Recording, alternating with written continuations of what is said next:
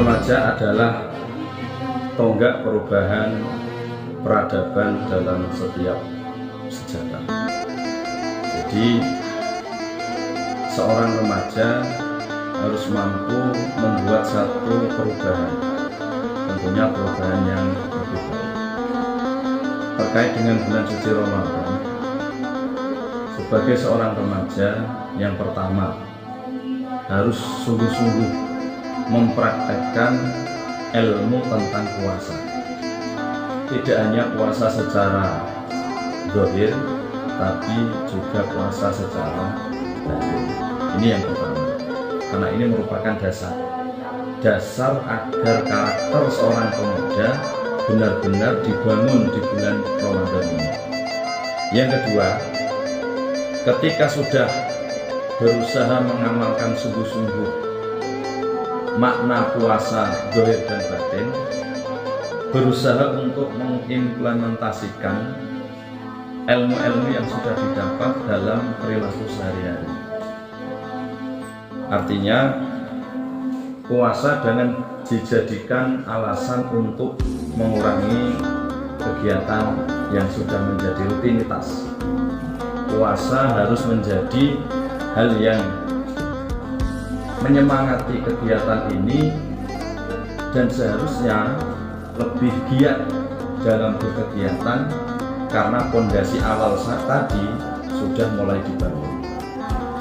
Jadi antara keselarasan praktek dalam kehidupan sehari-hari dan keselarasan dengan praktek keilmuan dalam puasa ini nanti akan menciptakan atau membuat karakter seorang pemuda ini benar-benar pemuda yang diharapkan oleh Rasulullah SAW, seorang generasi muda yang secara individu benar-benar baik kepada diri sendiri ataupun kepada orang lain. Jadi orang yang soleh secara pribadi dan soleh kepada orang lain. Apakah yang bisa kita ambil sebagai seorang remaja dalam Islam?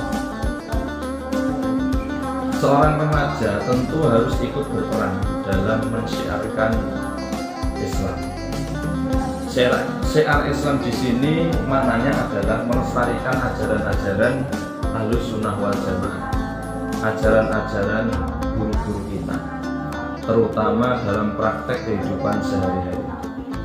Bagaimana kita bertutur kata, bagaimana kita berperilaku, bagaimana kita bersosialisasi, bagaimana kita mensikapi satu masalah dengan secara objektif, sehingga menciptakan satu pendapat yang proporsional.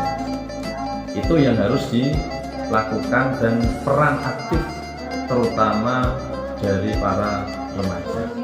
Nah, untuk bisa mencapai ke taraf itu tentu ada hal-hal yang harus disiapkan. Bisa kita siapkan secara materi dari pelajaran-pelajaran yang kita dapat di madrasah ataupun di sekolah, yang kita hayati dalam kehidupan sehari-hari. Kita melihat situasi dan kondisi.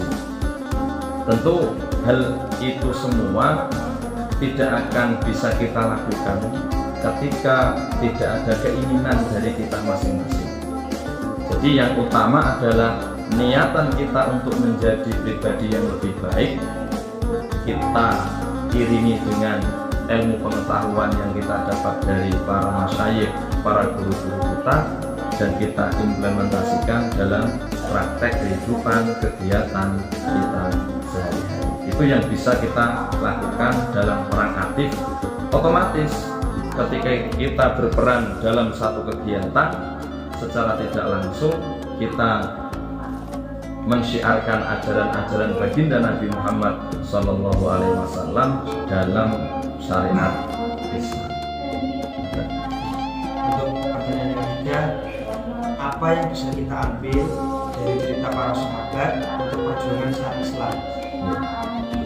Sahabat Rasulullah SAW sangat luar biasa dalam membela baginda.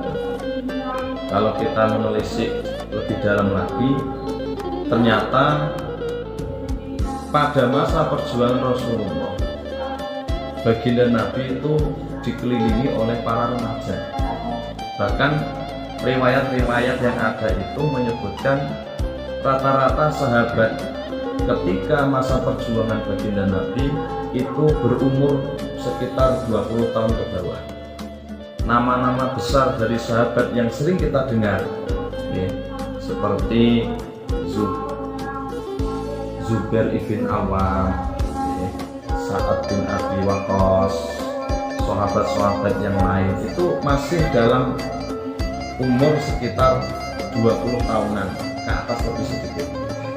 Juga banyak sahabat-sahabat yang lain yang bahkan lebih muda lagi, seperti sahabat Mus'ab bin Umair,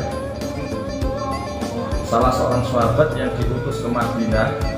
Utusan pertama kali untuk berdakwah ke Madinah itu adalah seorang remaja. Tentu ada alasan tertentu kenapa Nabi memilih sahabat Mus'ab bin Umair, seorang remaja yang ahli dalam bidang Al-Quran, dikirim bersama rombongan dari Madinah dalam peristiwa Bai'ah Aqabah yang kedua. Sahabat Anas bin Malik yang ketika baginda Nabi sampai di Madinah berumur 10 tahun, bagaimana perjuangan beliau, bahkan di umur 12 ikut dalam perang Badar. Itu masih umur 12 tahun. Ikut perang Badar bukan dalam berperang, tapi dalam berkhidmah, ngeladeni Kanjeng Nabi. Itu Anas bin Malik. Kita tahu perang Badar begitu dahsyat. Anak umur 12 tahun ikut dalam perjuangan ngeladeni Rasulullah SAW. Masih banyak lagi sahabat Zaid bin Sabit ketika menjadi sekretaris Rasulullah itu berumur 12 tahun, masih muda rata-rata. Dan umur-umur itu adalah umur yang dimana para sahabat sangat berperan dalam kemajuan Islam. Nah, dari kisah itu tentu kita bisa mengambil satu pelajaran.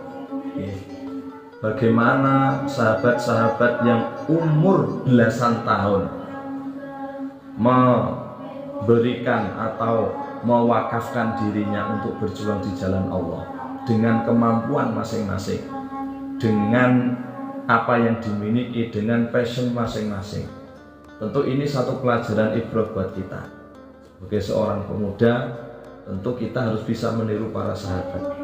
Nabi jelas bersabda, "Alaikum bisunnati wa sunnati khulafair rasyidin." Ikutilah sunat baginda Nabi dan sunnah khulafaur rasyidin. Dalam arti para sahabat, ikutilah peran-peran para sahabat, peran Sayyidina Umar, peran Sayyidina Abu Bakar, peran Sayyidina Utsman, peran Sayyidina Ali, juga peran sahabat-sahabat yang lain.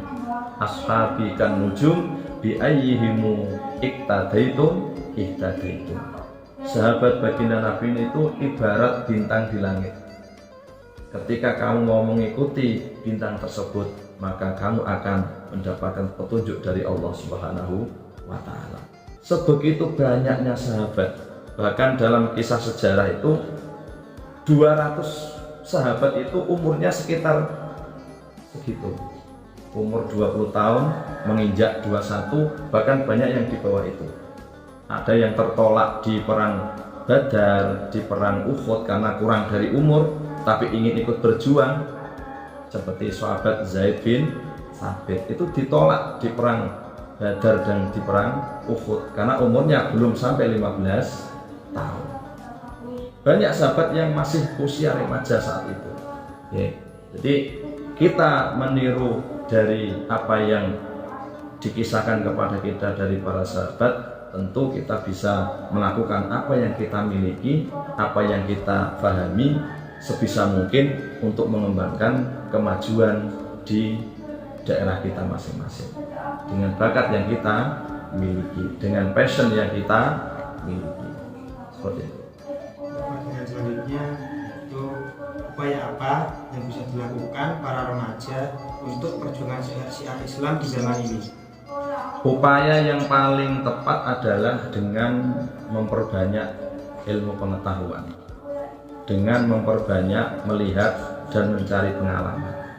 Itu adalah upaya yang paling sangat dianjurkan bagi generasi saat ini, karena kita dihadapkan dengan era atau masa yang penuh dengan hal-hal yang bersifat